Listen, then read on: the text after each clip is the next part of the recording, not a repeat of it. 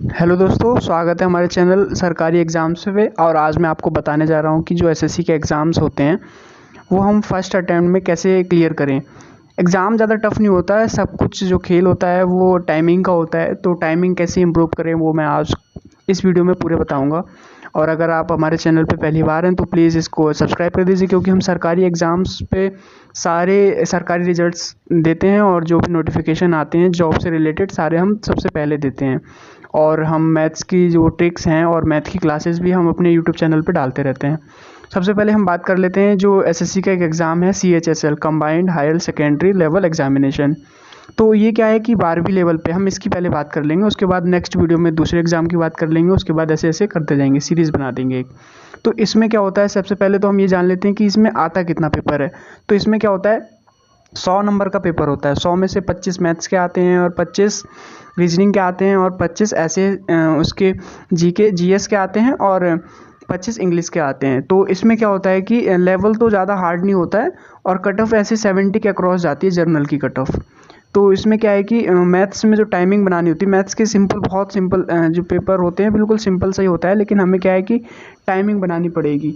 तो टाइमिंग के लिए सबसे पहले आप एक पेपर अपने मतलब टाइम टेबल में डाल लो। एक सैम्पल पेपर या प्रीवियस ईयर पेपर हमें सॉल्व करना है तो करना ही है, ठीक है। इसके बाद और ये ना टाइमिंग लगा के करना है, 1 घंटे के अंदर देखना है कि कितने क्वेश्चन हमने अटैम्प्ट किए कितने नहीं किए। उसके बाद मैं बताता हूँ जीएस। जैसे कि मैथ्स में 25 आते हैं तो 25 में से करीब 17 की टाइमिंग बनाओ, 17 से 20 के बीच, ठीक है। 17 से 20 हमारे पास वो हो गए। उसके बाद जो हमारा इंग्लिश है, इंग्लिश बिल्कुल सिंपल आता है। इंग्लिश अगर तुम थोड़ी वीक है तो थोड़ा टाइम देना पड़ेगा, और अगर ज़्यादा वीक है तो जीएस पे ध्यान दो, जीएस कमांड करो। फिर ईएस इंग्लिश और जीएस में 2 ऑप्शन रहते हैं भाई, जिसकी इंग्लिश अच्छी है वो जीएस नहीं पढ़ता और जिसकी जीएस अच्छी है वो इंग्लिश नहीं पढ़ता। मतलब एक एक ना एक किसी के पास बेनिफिट रहता है ये। तो अगर आपकी इंग्लिश थोड़ी भी कमज़ोर है, फिर भी कितनी भी कमज़ोर हो 10 नंबर तो हर कोई ला ही सकता है, क्योंकि उसमें क्या होता है पैसेज आ जाते हैं 2, उसमें से पैसेज में से आंसर ढूंढना होता है, वो तुरंत आ जाते हैं, वो इतना टफ नहीं रहता है। और अगर आपकी इंग्लिश थोड़ी सी भी अगर सही है तो थोड़ा टाइम देके 15 मार्क्स उसमें आ सकते हैं। तो 15 और 17 37 मार्क्स ये हो गए। इसके बाद हम बात करते हैं रीजनिंग की। तो रीजनिंग को अगर टाइम देंगे, रीजनिंग के टॉपिक्स हमारे चैनल पे भी डाले जाते हैं, ठीक है। तो मैं रीजनिंग के टॉपिक सारे कवर कर लूँगा। अगर रीजनिंग को आपने अगर 1 घंटा भी रोज़ का दिया, 1 घंटा सिर्फ, तो आप रीजनिंग में 25 में से 20 से ऊपर क्वेश्चन ले जाएंगे करके। मैं मिनिमम 25 में से 20 मान लेता हूँ। तो अगर 37 प्लस 20 करेंगे तो हो गए 57 अगर मार्क्स हमारे यहाँ पे हो गए। और रीजनिंग में हम अगर थोड़ी और मेहनत करें तो 22 तक जा सकता है, मतलब 59 60 इन तीनों में से ले आने हैं। और बाकी रहा हमारा जीएस। जीएस में क्या रहता है, हमारा थोड़ा टफ रहता है उसमें, क्योंकि सारे सब्जेक्ट कवर करने पड़ते हैं। इससे अच्छा हम किसी एक सब्जेक्ट में थोड़ा और कमांड बना लें। मैथ्स में बिल्कुल सिंपल आता है तो मैथ्स का देख लें।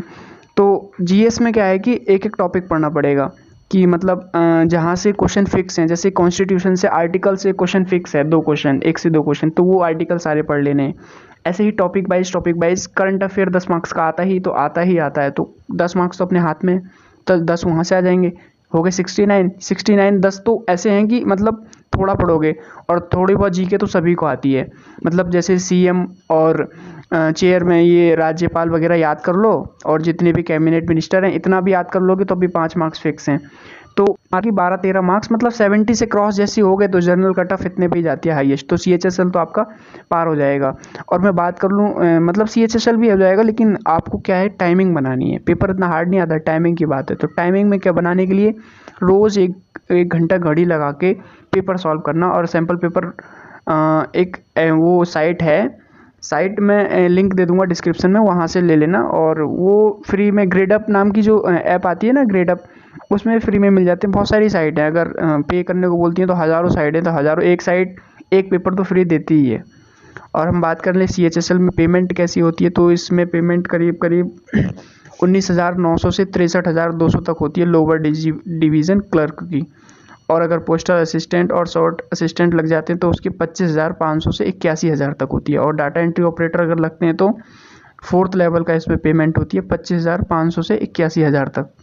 तो ये 3-4 पोस्ट होती हैं CHSL के थ्रू भरी जाती हैं, ये 12वीं के बेस पे है। तो आप जैसा भी है, अब अगर आपको ये ठीक लग रही वीडियो तो आप इसको लाइक कर दीजिए, और बाकी मैं आगे इसके बनाते रहूँगा वीडियोज़, और इसमें रीजनिंग के जो टॉपिक्स हैं हम बहुत जल्दी कवर करेंगे। और बाकी थैंक यू गाइस, आज की वीडियो यहीं तक है।